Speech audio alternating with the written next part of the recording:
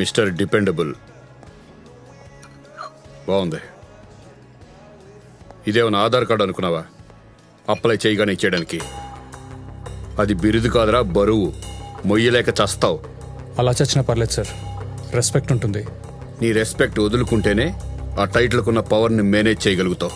అదేంటి సార్? ఈ పవర్ ఎక్కడుంటుందో తెలుసా? పోలీస్ పవర్ యూనిఫామ్ బరువులో ఉంటుంది సార్. వాళ్ళు సినిమా పోలీసులు, మనం కాదు. మన పవర్ ఇన్ఫర్మేషన్లో ఉంటుంది. మనకి చెప్పే ఇన్ఫర్మేషన్ చూసుకోవడంలో ఉంటుంది. ఒక్కోసారి వాడు చేస్తాడు, వాడి ఫ్యామిలీని పోషించాల్సి వస్తుంది. వాడి ఇంట్లో పెళ్లికి, చావుకి, జబ్బులకి మనమే డబ్బులు ఇవ్వాల్సి వస్తుంది.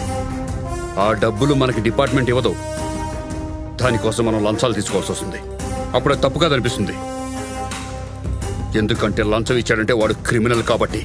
క్రిమినల్ దగ్గర డబ్బు లాక్కోవడం హీరోయిజం అనుకుని అడ్జస్ట్ అవ్వాల్సి వస్తుంది.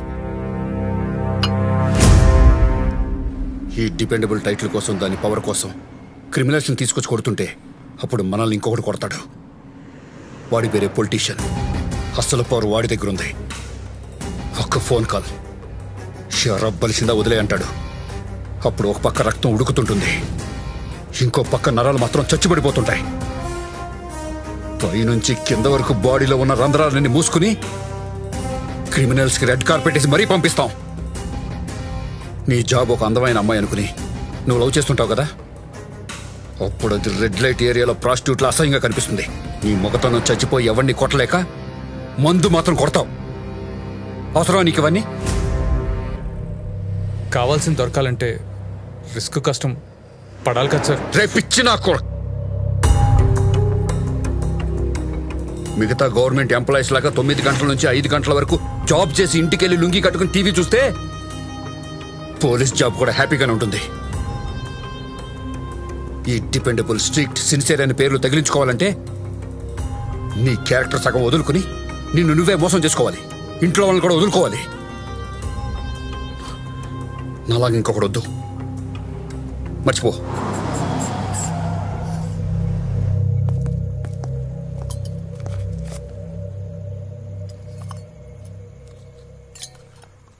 కరీం గాడిని నిన్న రాత్రి ఎవరో పొడి చేశారు సార్.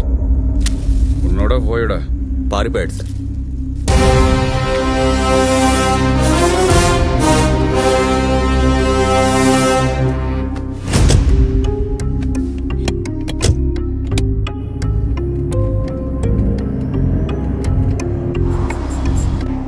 కరీం ఎవరు సార్?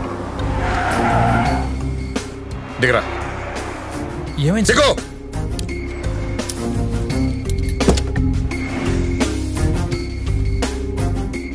డైలాగులు కొడితే డిపెండబుల్ అవడెవడవు. అవసరం లేనప్పుడు నోరు మూసుకోవడం నేర్చుకో. తలపై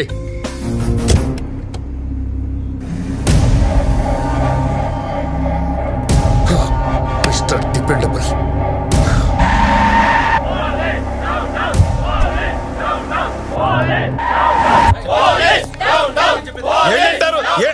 నేతాజీ నగర్ లో మినిస్టర్ మనుషులు గొడవలు తెలుసుంటే ఒక్క పోలీసు వాడు లేడు.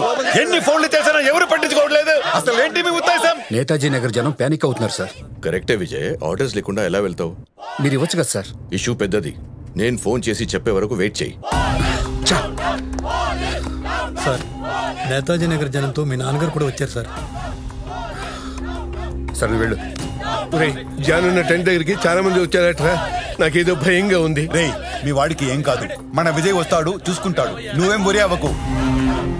ఏమైంది రే సుధా, రౌడీలు జాన్ అటాక్ చేసి కొడుతున్నారట్రా. నిరాహార దీక్ష చేస్తున్న టెంట్ మీద, బస్తీ జనం మీద మినిస్టర్ రౌడీలు అటాక్ చేశారని న్యూస్ సార్. ప్లీజ్ నన్ను వెళ్ళవండి సార్. విజయ్, మనం ఏం చేయగలుగుతాం చెప్పు? నువ్వే అంటున్నావు మినిస్టర్ అని. Control your self for some more time. నేను ఫోన్ చేసినప్పుడు అంతా అయిపోయి వెళ్తే ఏమి లాభం సార్? ఏమీ జరగదు, వెయిట్ చేయి. సారీ సార్, నేను వెళ్తున్నాను. విజయ్, అక్కడ జనం దెబ్బలు తింటుంటే లోపల ఏం చేస్తున్నారు మీ సిఐ? బయటికి రమ్మనండి సార్. డేవిడ్, డేవిడ్ ఆగు. డేవిడ్,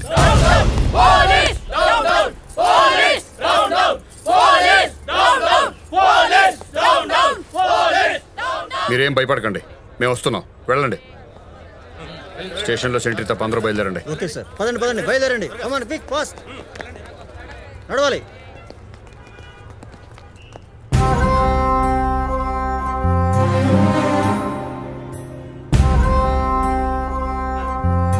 ఎప్పుడు పోలీసుల దౌర్జన్యాలకి జనం బలైపోతుంటారు. ఇప్పుడు పోలీసుల మౌనానికి, నిర్లక్ష్యానికి నా స్నేహితుడు డేవిడ్ కొడుకు జాన్ బలైపోయాడు. జాన్ చావుకి 100% సిఐ విజయ్, డీసీపీ రాథోడ్ కారణం. వెంటనే వాళ్ళిద్దరిని సస్పెండ్ చేస్తే ఇంకో 10 మంది బతుకుతారు. ప్రభుత్వం ఎంక్వైరీ చేసి దోషుల్ని శిక్షించాలని భారతీయ పౌరుడిగా డిమాండ్ చేస్తున్నాను.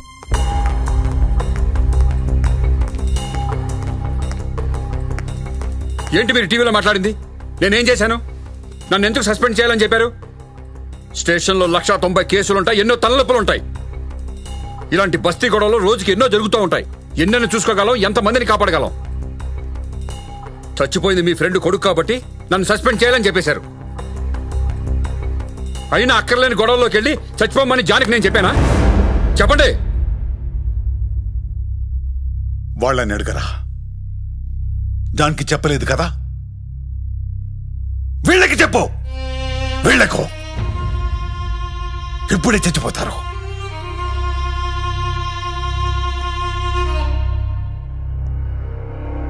మీరు నన్నెందుకు దోషం చేస్తున్నారు? నేనేం చేయలేదు కదా. ఏమీ చేయలేదు కాబట్టి జాన్ చనిపోయాడు. దాని బదులు నేనే చంపానని చెప్పండి. అవును, నువ్వే చంపేశావు. మినిస్టర్లకి లంచాలకి అమ్ముడిపోయి చంపేశావు.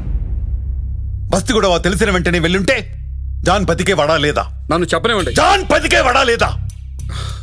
సిస్టమ్ మీరు అనుకున్నంత కరెక్ట్ గా లేదు నాన్న. డెసిజన్ తీసుకోవడానికి నేను డీసీపీని కాదు, హోమ్ మినిస్టర్ని కాదు. ఆఫ్టర్ ఆల్ సిఐని. వెళ్ళమంటే వెళ్ళాలి, కూర్చోమంటే కూర్చోవాలి.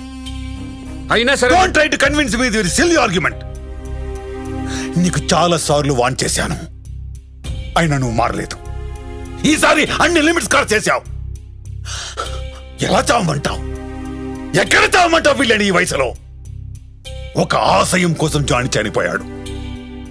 నీలాంటి చేతగాని వాడి బదులు వాడిని కన్నా గర్వంగా ఉండేది.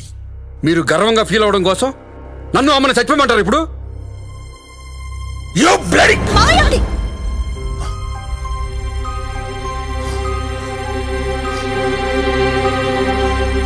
పోరా బయటికి పో.